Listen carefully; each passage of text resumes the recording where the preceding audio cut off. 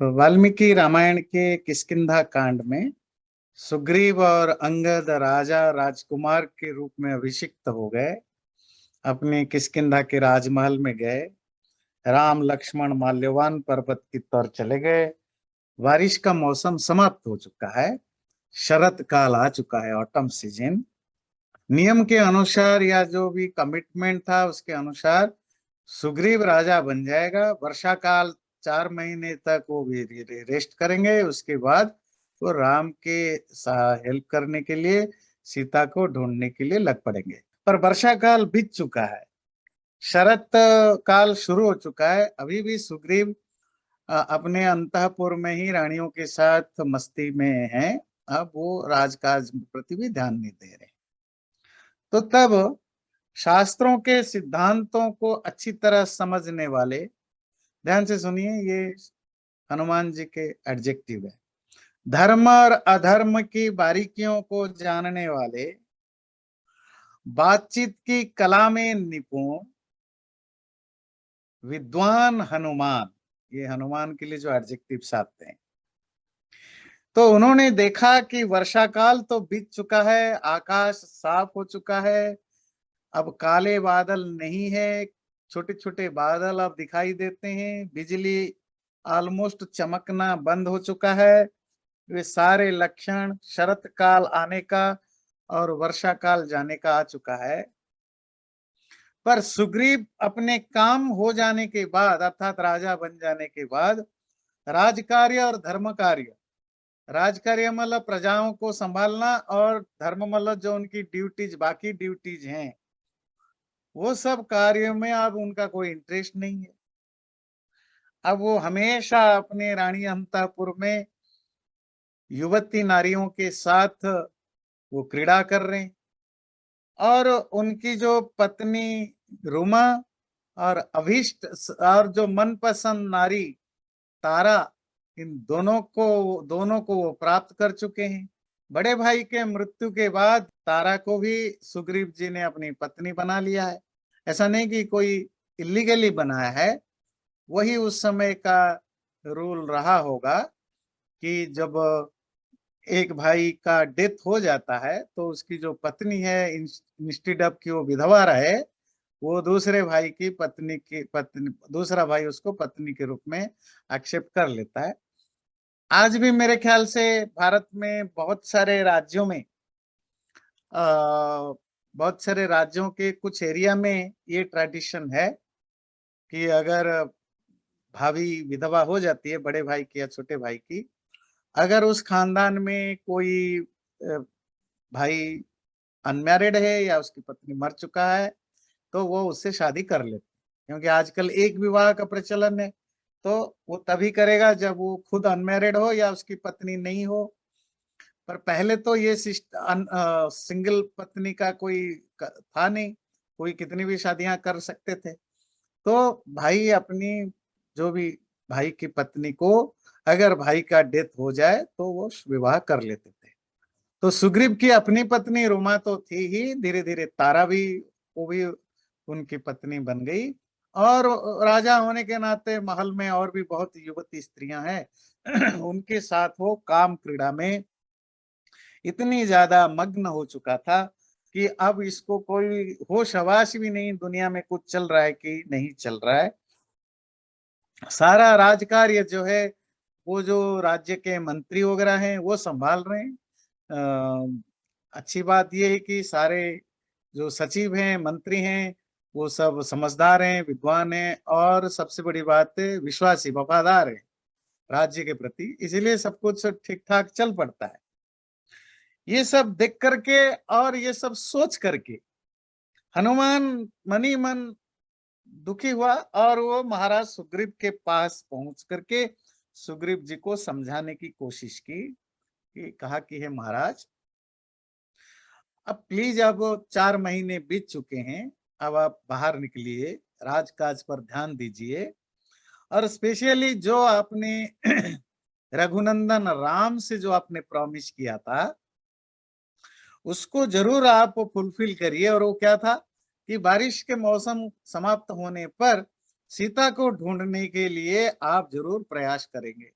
अब आपका वो टाइम आ चुका है, तो आप उसके लिए तैयारियां करिए। अब ऑलरेडी लेट हो चुके हैं। राम बड़े परेशान है, एक-एक दिन वो गिनते हैं। बारिश का मौसम कब से जा चुका है, राम अंदर से बहुत परेशान है, व्याकुल है, पर बात है कि वो आपको कुछ कह नहीं पाते हैं क्योंकि वो आपके राज्य में, आपके शरण में है। तो इसीलिए वो मुँह खोल के आपको बोल नहीं पाते हैं, पर अंदर-अंदर दुखी और परेशान है कि इतने दिन हो गया, अभी तक क्यों सुग्रीव अपना जो प्रॉमिस है वो निभा नहीं पा रहे हैं। पर अभी भी अगर आप आज से भी काम शुरू कर दें, अपनी वानर सेना को बुला के उनको ऑर्डर दे दें कि आप ढूँढने जाओ, तो भी जो लेट हुआ है राम उसको भूल जाएँगे और आपको कुछ नहीं कहेंगे और काम में लग पड़ेंगे। बस आपकी आज्ञा की ज़रूरत है, आप बाहर आइए, वानर सेना को इकट्ठा करिए और हम सबको बस आप ऑर्डर दीजिए।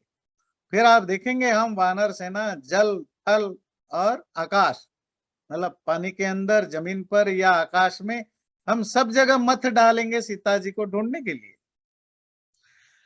तो हनुमान के द्वारा ये बिल्कुल टाइमली जो सजेशन दिया गया, उसको सुनने के बाद सुग्रीव जी थोड़े जगे और बोले कि ठीक है, तो सब वानरों को इकट्ठा किया जाए। तो वानरों को इकट्ठा किया गया। नील नामक जो उनके वानर थे, उनको सुग्रीव ने आदेश दिया, जाओ सब दिशाओं में जहां-जहां हमारी वानर सेनाएं हैं, जितने भी दूर पर हैं, सबके लिए मैसेज भिजवा दो कि सब अपना काम धंधा जो भी काम है, जहां पर भी है, सब छोड़ के यहाँ इकट्ठा हो जाएं। 15 दिन का टाइम है। 15 दिन के अंदर-अंदर अगर नहीं पहुंचे, तो उनको प्राणांत दंड अर्थात उनको मृत्यु दंड मिलेगा, मौत का दंड मिलेगा और उनको बता दिया जाए 15 दिन मैक्सिमम डेट है, उसके अंदर वो सब इकट्ठा हो जाएं तो हम मीटिंग करें। ऐसा आदेश दे करके सुग्रीव दोबारा अपने राजमहल में चले गए और इधर इस तरफ राम प्रस्रवण गिरी के पहाड़ पर रह रहे हैं। शरत शरत ऋतु है, ऑटम सीजन है, आकाश बिल्कुल क्लीन हो चुका है, टूटे फूटे बादल घूमते रहते हैं, सब तरह मौसम सुहावना है। अब ये नेचर की खूबसूरती को देख करके राम को अब सीता की विरह, सेपरेशन का दर्द ज्यादा होने लगा। वैसे भी सीता को मिलने के लिए एक्साइटमेंट भी बढ़ गया। इतने अब बारिश के मौसम में तो अपने आप को समझा दिया, चलो बारिश में कहीं जा नहीं सकते। बिल्कुल वैसे ही जैसे आपको कोई चीज पाना है या जाना है, आपने डेट फिक्स तो कर लिया कि 2 महीने के बाद जाना है। अब जब 2 महीने पूरा होने लगते हैं तो एक्साइटमेंट बढ़ने लगता है। तो राम के एक्साइटमेंट बढ़ने लगे और शरत ऋतु के कारण उनका विरह वेदना अर्थात जो सेपरेशन का जो पेन है, वो बहुत ज्यादा होने लगा। तो उन्होंने मनी मन सोचा कि सुग्रीव काम वासना में, अपनी सेंसुअल प्लेजर में डूबा हुआ है, जानकी का अब तक कोई अता पता नहीं, रावण के साथ युद्ध करने का समय भी बीतता जा रहा है। ये सब सोच करके वो बहुत परेशान, व्याकुल होने लगे। कभी-कभी वो खुद अपने मन को शांत कर लेते थे, कभी-कभी अकेले में बैठ के सीता के सोच में खो जाते थे और वो जो पुरानी सीता के साथ जो उन्होंने खूबसूरत पल बिताए हैं, वो एक तरह के चलचित्र की तरह, मतलब मूविंग पिक्चर की तरह उनके दिमाग में वो चल रहे हैं, है ना? फिर अचानक उनको याद आ जाता है, अभी सीता कैसी हालत में होगी, कोई टर्चर तो नहीं कर रहा होगा, किसी ने जबरदस्ती तो नहीं की होगी, कैसे अभी अभी क्या उसकी हालत होगी, वो याद आते, फिर वो परेशान हो जाते हैं, पगला जाते हैं, फिर रोने लग, विलाप करने लग जाते हैं। तो ये कॉन्स्टेंटली चलता रहता है। तो लक्ष्मण उनको समझाते रहते हैं, धीरज रखिए, समय आ गया है, चलेंगे, आप वीर हैं, जैसे भी समझाते हैं, आप वीर हैं, आपको ऐसे धीरज खोना नहीं चाहिए, अब हम लड़ेंगे, जरूर लेकर आएंगे, आदि आदि वो चलता रहता है। उसी में हम 30वें सर्ग में 66 से श्लोक से कुछ श्लोक लेंगे जो आपको जानना जरूरी है। ये बहुत बड़ा सर्ग है, इसमें 85 श्लोक हैं। तो थोड़े आपको बोर ना हो तो कुछ कुछ मैं कहानियों के द्वारा कह लेता हूँ, बाकी आपको 66। जब लक्ष्मण राम को समझाते हैं तो राम कहते हैं, प्रिया विहीने दुःखार्ते हृतराज्य विवेशिते कृपाम न कुरुते राजा सुग्रीवो मयि लक्ष्मण। हे लक्ष्मण, मैं अपनी पत्नी से सेपरेटेड हूँ, दुख से परेशान हूँ, मेरा राज्य छीना जा चुका है, मैं विवासित हूँ अर्थात राज्य से निकाला जा चुका हूँ। उस अब ऐसी जो मेरी बेचारगी के बावजूद सुग्रीव राजा मेरे ऊपर दया नहीं कर रहा है, जो उन्होंने प्रॉमिस किया था। अनाथो हृतराज्योऽयं रावणेन च धर्षित दीनो दूरगृह कामी मां चैव शरणं गत इत्येते कारणैः सौम्य सुग्रीवस्य दुरात्मनः अहं वानरराजस्य परिभूत परन्तप। मैं अभी अनाथ हूँ, अनाथ समझते हैं, हेल्पलेस हूँ, कोई मेरे ऊपर कोई नहीं है। धृतराज्य, मेरा राज्य छीना जा चुका है, दीन हूँ, बेचारगी के साथ जीता हूँ, रावण ने मेरे साथ बड़ा अन्याय कर दिया, घर से बहुत दूर हूँ। और ये कामी, ये सुग्रीव के लिए कामी मतलब जो सेंसुअल प्लेजर में, इंद्रिय सुख में डूबा हुआ है, इसने मुझे इसी का मैंने शरण लिया था। पर हे सौम्य, हे प्यारे लक्ष्मण, ये बदमाश सुग्रीव अब मुझे हेल्प करने के मूड में नहीं है शायद। सकालम परिसंख्याय सीतायाः परिमार्गणे कृतार्थ समयम कृत्वा दुर्मतिर्न बबुध्यते। ये दुष्ट बुद्धि वाला सुग्रीव अपना लक्ष्य तो पूरा कर लिया मेरे से, मेरे द्वारा, पर वो समझ नहीं पा रहा है, वो भूल गया है। उसने भी मुझे प्रॉमिस किया था बारिश के मौसम समाप्त होते ही सीता को ढूंढने के लिए लगेंगे, पर वो उसको याद नहीं रहा। त्वं च किष्किन्धां प्रविश्य ब्रूहि वानरपुंगवं मूर्खं ग्राम्य सुखे सक्तं सुग्रीवं वचनान् मम। इसलिए लक्ष्मण, आप किष्किंधा में जाओ, अंदर प्रवेश करो। मैं तो जा नहीं सकता। मैं क्यों नहीं जा सकता? लास्ट टाइम आपने सुना, जो मैंने ही कमिट किया है, मैं किसी राज्य में, किसी शहर में, किसी गांव में, हैबिटेट में नहीं जाऊंगा, रह नहीं रहूंगा। तो आप जा सकते हो, आप जाकर बात करके आना। इसीलिए आप किष्किंधा के अंदर जाओ। उस मूर्ख, और ये जो प्राकृतिक सुख मतलब ये जो सेंसुअल फिजिकल प्लेजर में डूबा हुआ है जो सुग्रीव, उसको जाकर मेरे तरफ से बोलो। अर्थिनाम उपपन्नानाम पूर्वम चापि उपकारिणाम आशाम संसृत्य यो हन्ति सलोके पुरुषाधमः। जो व्यक्ति अपने पास जो कुछ मांगने आता है उसका हेल्प नहीं करता, पहले से जिसने आपका कोई भला किया है उसका हेल्प नहीं करता, किसी को आपने अगर होप दिया है उस आशा को फुलफिल नहीं करता, वो संसार में पुरुषाधम होता है, नीच मनुष्य होता है। शुभम वा यदि वा पापम यो हि वाक्यम उदीरितम सत्येन प्रतिगृह्णाति सवीरः पुरुषोत्तम। और जो व्यक्ति अच्छा हो या बुरा हो, अगर उसने वाक्य बोला है अर्थात प्रॉमिस किया है और उसने संकल्प लिया है, तो वो संकल्प को पूरा करे, तो ऐसा व्यक्ति पुरुषोत्तम अर्थात best of the human being, अच्छा इंसान होता है। कृतार्थाय कृतार्थानां मित्राणां न भवन्ति ये तान्मृतानपि क्रव्याद्यः कृतघ्नानुपभुञ्जते। इवन जो जो व्यक्ति अपने मित्र का साथ नहीं देता, जिसने उपकार किया उसका भला नहीं करता, ऐसा जो कृतघ्न होता है, कृतघ्न का अर्थ जो अनग्रेटफुल होता है, उसका मांस तो नरभक्षी पशु भी नहीं खाते। जो इंसानों के मांस खा जाते हैं जैसे शेर वगैरह, वो भी इस पापी व्यक्ति का मांस भी नहीं खाते। नूनम कांचन पृष्ठस्य विकृष्टस्य मया रणे द्रष्टुमिच्छति चापस्य रूपम विद्युत गणोपमम्। मुझे लगता है वो सुग्रीव को भी मेरा वही बाण देखने का मन है जिस बाण से मैंने वाली को मारा था।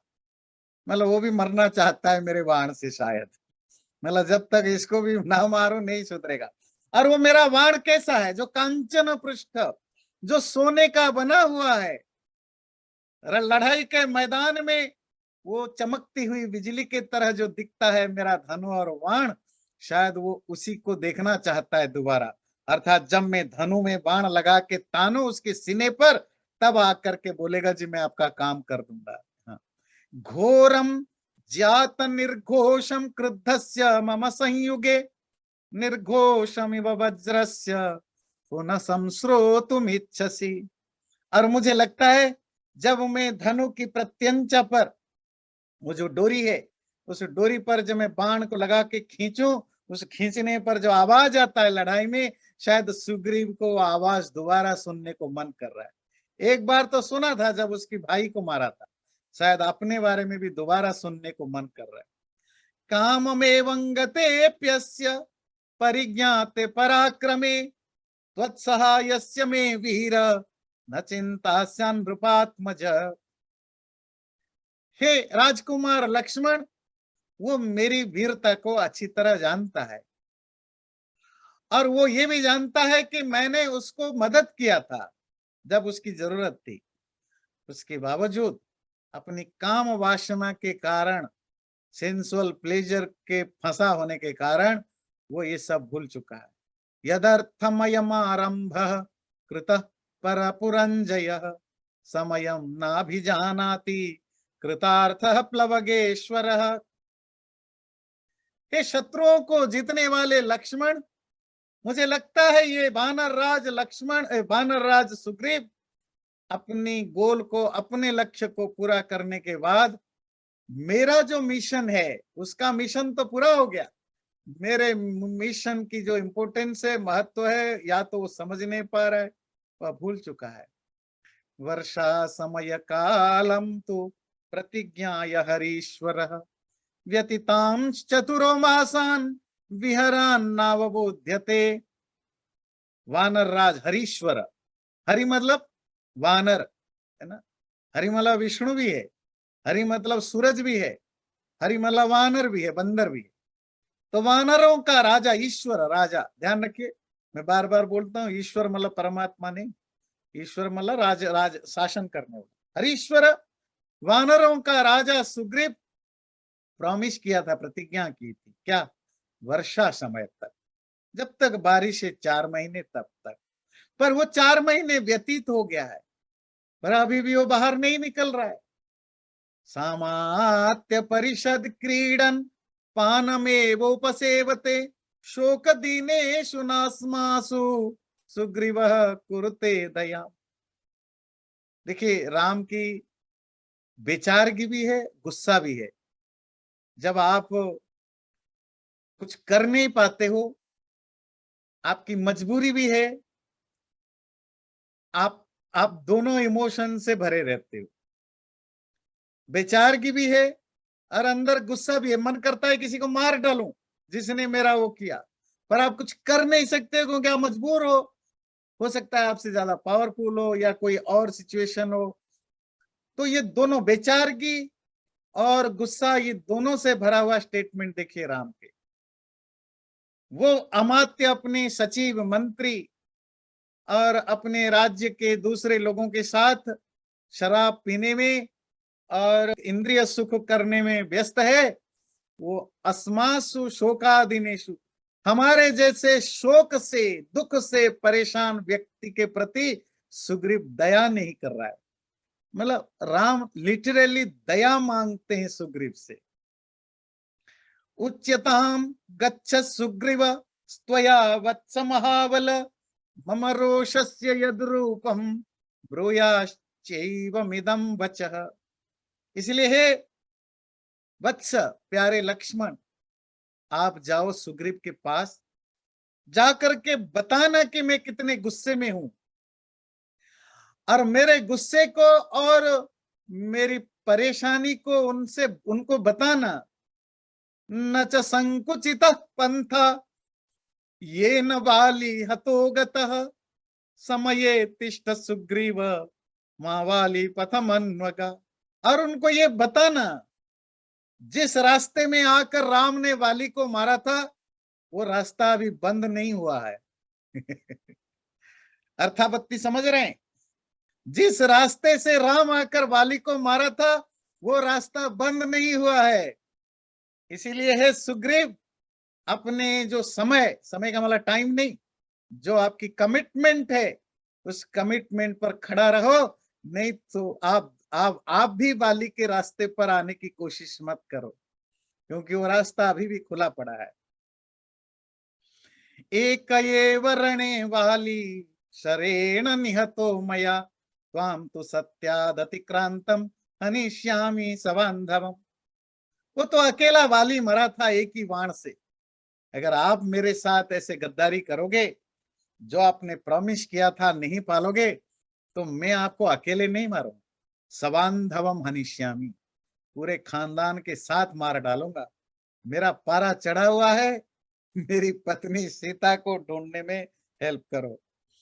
तदेवं विहिते कार्ये यदि तम पुरुषर्षभ तत्तत् ब्रूहि नरश्रेष्ठ त्वर काल व्यतिक्रम। और बाकी, हे लक्ष्मण, आप समझदार हैं, आप जाकर के जो जो उनको कहना चाहिए वो सब जाकर के कहना, जो सही है, कहने लायक है। और ये जरूर बताना, समय व्यतीत हो रहा है, टाइम बीतता जा रहा है, जो करना है जल्दी करें। कुरुष्व सत्यम वानरेश्वर प्रतिश्रुतम धर्मम अवेक्ष्य शाश्वतम। हे वानरों के ईश्वर, वानर राजा सुग्रीव, आपने जो प्रमिश किया था, सत्य वचन दिया था, वो धर्म की साक्षी रख के उसका पालन करो। माँ वालिनम प्रेत्य गतो यमक्षयम त्वमद्य पश्येर मम चोदिते शरीर। और उनको बताना, अगर ऐसा आप नहीं करोगे, ऐसा न हो कि आप वाली के रास्ते पर ही यमक्षय, क्योंकि क्षय का तो हिंदी में क्षय का मतलब क्या होता है? कोई डिके करना। उसे संस्कृत में भी डिके करने को ही क्षय कहते हैं, पर संस्कृत में क्षय शब्द का और एक होता है घर, हाउस। तो यमक्षय मतलब द हाउस ऑफ यम, अर्थात मृत्यु, है ना। तो यमालय जिसको कहते हैं, तो आपको भी यमालय भेज देंगे। इसीलिए मेरे इन बाणों से आपको जमालय भेज देंगे। सपूर्वजम तीव्र विवृद्ध कोपम लालप्यमानम प्रसमीक्ष दीनम चकार तीव्रम मतिमुग्र तेजा हरीश्वरे मानव वंशनाथ। ये शब्द ध्यान दीजिए, मानव वंशनाथ। मानव वंश के नाथ राम के लिए है ये। मानव वंश के नाथ राम, हरीश्वर, वानरों के ईश्वर राजा सुग्रीव पर अपना गुस्सा, जो उनका गुस्सा चढ़ा हुआ था, उसको व्यक्त किया, और अपनी दीनता, जो मजबूरी है, उसको भी व्यक्त किया करके लक्ष्मण को बोला, जाओ और सुग्रीव से ये बातें सब करो। मैं तो जा नहीं सकता क्योंकि मैं प्रतिज्ञा से बंधा हुआ हूं। राम की जो ये बातें सुनी ना, देखो, बड़ा भाई है, माँ है, बाप है, बड़े भाई, बड़ी बहन, पत्नी, बच्चे, जब आप उनकी ये बेचारगी को देखते हो, दर्द को, पीड़ा को, गुस्सा को, और वो बेचारगी भी किसी एक व्यक्ति के कारण है, और आपके अंदर क्या होगा? आप उससे 100 गुना ज्यादा गुस्से में आएंगे। मैं छोड़ूंगा नहीं उसको, मेरे भाई के साथ ऐसे कर डाला, मेरी माँ के साथ, बाप के, जो भी आपके प्रियजन है, मेरे ऐसे किया, मेरे के साथ छोड़ूंगा। राम का गुस्सा तो 5% था, पर राम की ये जो बेचा, मेरा बड़ा भाई रो रहा है, मतलब हेल्पलेस से, इस सुग्रीव के कारण, ये सब देख करके, सुन करके, लक्ष्मण के शरीर, वो अंगूठे से लेकर बाल तक सब लाल, गुस्से में लाल पीला हो गया। तो जब भाई राम का ये दुखी गुस्सा बेचारगी वाला रूप दिखा कि सुग्रीव विषय भोग में पड़ा हुआ है, मेरा भाई जिसको मैं इतना सम्मान करता हूँ मेरे सामने गिड़गिड़ाता है, गुस्से में है, वो अपना प्रॉमिस भूल चुका है। तो लक्ष्मण बिल्कुल गुस्से में लाल पीला होकर के राम को कहते हैं, आर्य वो सुग्रीव पापी है, दुष्ट है, उन्होंने आपके साथ ऐसा छल किया, उसने अपने फायदा उठा करके आपकी बातें भूल गया, मैं उसको छोड़ूंगा नहीं, मैं अभी जा रहा हूं, उसका वध करूंगा, अंगद को राजा बनाऊंगा, फिर अंगद के साथ दोस्ती करके हम जानकी को ढूंढने के लिए चलेंगे। और गुस्से में वो कांप रहा था, बदन शरीर कांप रहा था, आंखें लाल लाल हो चुके थे। और ऐसा कह करके उसने अपना धनु और बाण को उठाया गले में और गुफा से बाहर निकलने लगा। तो राम ने पीछे से आवाज दिया, सुनो, बैठ जाओ 2 मिनट, इतना गुस्सा मत करो, पहले एक बार अपने मन को शांत करो, तुम्हें ऐसा कुछ नहीं करना है, मित्र का हत्या करना पाप है। मैं गुस्से में बोल गया, मेरे साथ कुछ बीता था। तुम चल पड़े उसको इम्प्लीमेंट करने। ठीक है ना, मन को शांत करो, थोड़ी देर बैठो, कोई हत्या नहीं करना, मित्रवध महापापों में होता है, मित्र की दोस्त की हत्या करना। दूसरी, उनके साथ कोई कटु वचन भी नहीं बोलना, मतलब कड़वा गुस्से में जा करके तू ता बेवा करके उनको कुछ गालियां दे के मत बोलना।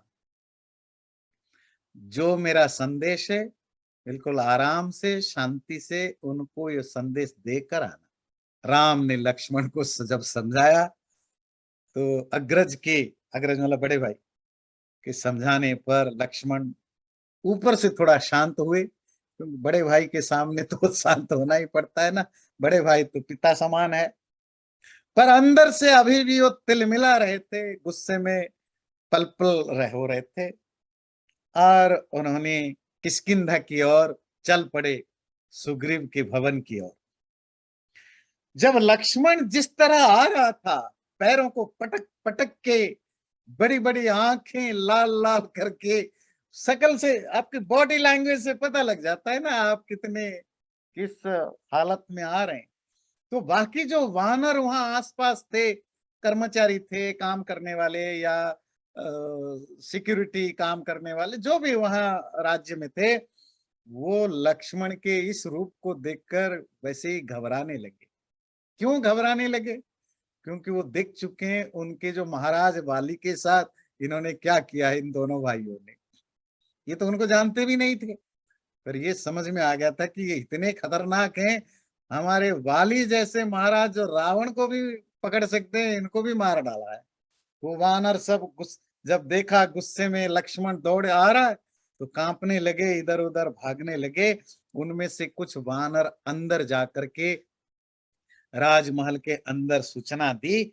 जब सूचना देने गए तो तब भी सुग्रीव तारा के साथ भोग में मस्त थे और शराब पी करके धूम थे।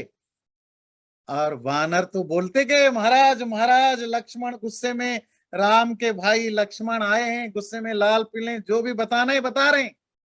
पर सुग्रीव को सुना ही नहीं दिया। सुग्रीव वानर बेचारे बाहर आए, सचिवों से बोला, सचिव मतलब जो मिनिस्टर्स हैं, तो जो बोला तो सचिवों के आदेश पर, तो जो जहां भी उनके जो नगर की जो सेना थी, वानर सेना, उन सब को उन्होंने सूचना मिल गई। जो छुप के बैठे थे, जो थे सब अपने तलो अस्त्र शस्त्र लेकर के और सामने आकर के चारों तरफ से नगर को घेर लिया कि कहीं कुछ हो जाए, कम से कम बचाव के लिए तो हमारे, अगर लक्ष्मण अटैक कर डाले तो कोई अपने महाराज को बचाने के लिए तो कोई हो। तो सचिव के आदेश पर वानर सेना ने चारों तरफ से अपनी पोजीशन ले लिया। तब राजकुमार अंगद बाहर आए, जब देखा ये हो हल्ला मच रहा है, बाहर आकर के उन्होंने देखा लक्ष्मण का जो स्वरूप दिख रहा है, यमराज की तरह गुस्से में लाल पीले पैर पटक के आंखें मटका के आ रहे हैं। अंगद भी घबराया, तो दौड़े दौड़े लक्ष्मण के पास आकर के हाथ जोड़ा। तब वो विषैले सांप की तरह फू फू कर रहे थे लक्ष्मण, है ना, जलते हुए आग की तरह लपलपाते थे। तो अंगद तब भी डरे मरे आया, हाथ जोड़ करके खड़ा हुआ। लक्ष्मण ने उनको बुरी बातें नहीं बोली। लक्ष्मण ने बड़े प्यार से बोला, बेटे, वत्स, वो संस्कृत में वत्स मतलब बेटे, बेटे, शांति से बोला, जाओ अपने महाराज सुग्रीव से बोलो कि राम का छोटा भाई लक्ष्मण आपसे मिलने के लिए आया है, और अगर आपकी इच्छा हो तो आप राम को जो अपने प्रॉमिस किया था वो निभा दीजिए। बस इतना ही बोल के आ जाना, मुझे बताना उन्होंने क्या बोला। अंगद अंदर से घबराहट में भरे हुए थे, तो भागे दौड़े दौड़े राजमहल। राजमहल के अंदर जाकर के पिताजी के दोनों पैर छुआ, और आपको बताया पिताजी की क्या हालत थी। वो तो होश हवास में ही थे नहीं। तो जो भी हो, पर उन्होंने पैर छुआ और दोनों माताओं के पैर छू करके बोला। इधर बाहर लक्ष्मण को देख करके बानर सारे डरे हुए थे, और बड़े बेचारगी के साथ वो समझ नहीं पा रहे थे हम करे तो क्या करे। वो बिल्कुल वैसे जैसे होते हैं ना, ये पुलिस वाले होते हैं ना, तो पुलिस वालों के पास पावर तो बहुत होता है आम लोगों के लिए।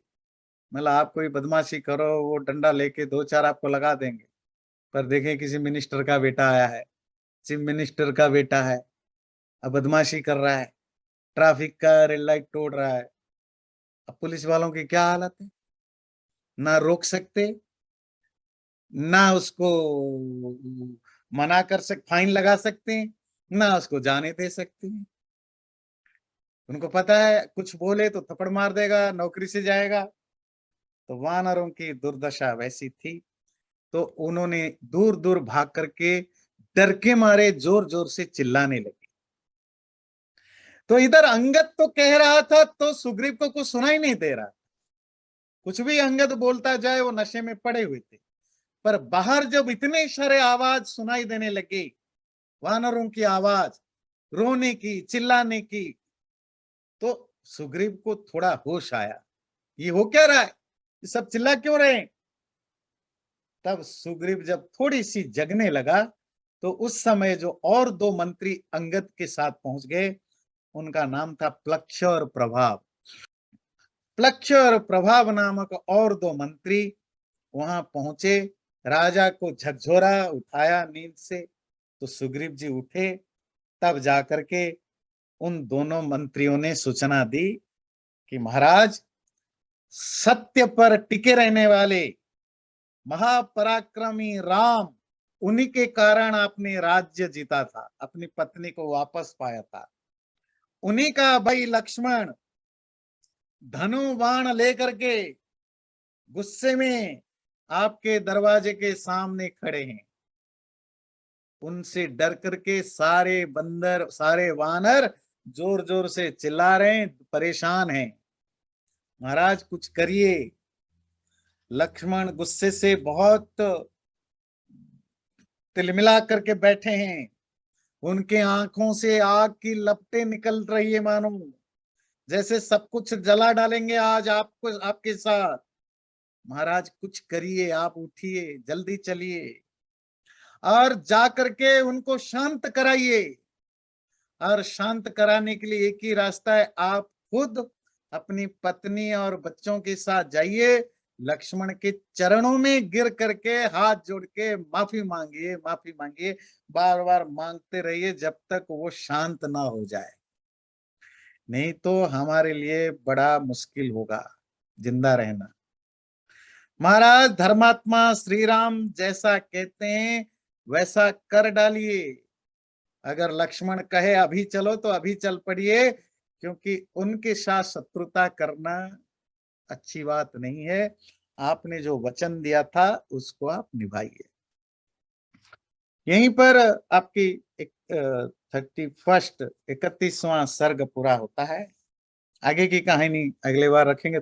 चैनल को सब्सक्राइब जरूर करें और वीडियो अच्छा लगे लाइक भी जरूर करें।